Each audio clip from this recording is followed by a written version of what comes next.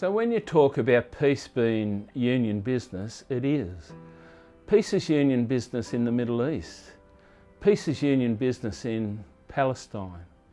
We've been trying to bring the Israeli history together with the Palestinian trade union movement, particularly NASA, and transport in a way that gives dignity to transport workers, that's able to deliver a modicum of functionality in a country where, let's face it, bullying, harassment, violence from one group of political individuals against another, illegal occupations, is really the habitual food of the day.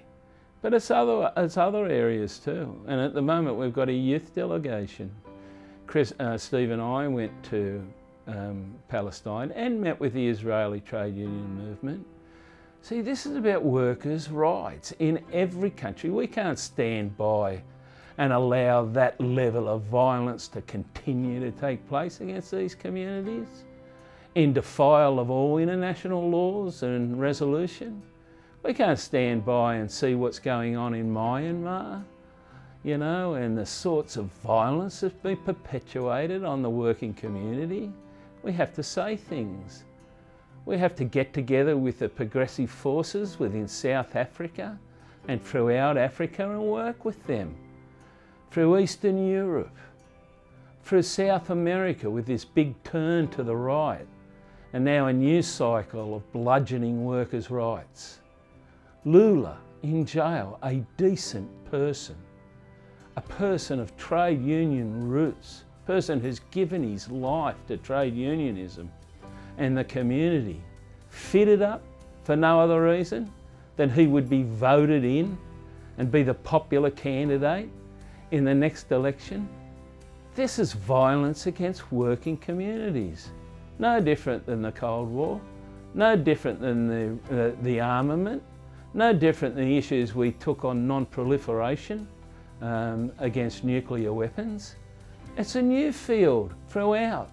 Can we stand by and continue to see the violence being perpetuated on working communities in Syria and related areas? Can we stand there and see the subjugation of workers' rights?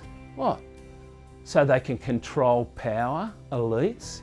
What's the first thing that goes with this elitist power in a violent war? It's workers' rights. It's workers' rights. They're the ones that are jailed. They're the ones that are persecuted. So when we think about May Day, let's think about all of those workers today, yesterday and tomorrow that will be murdered, incarcerated, their families bullied and pushed into refugee status, their rights and dignities removed. Let's think about that, because that's part of our May Day legacy. That's part of our May Day identity. That's a part of our May Day celebration, the fact we can make a difference in those areas.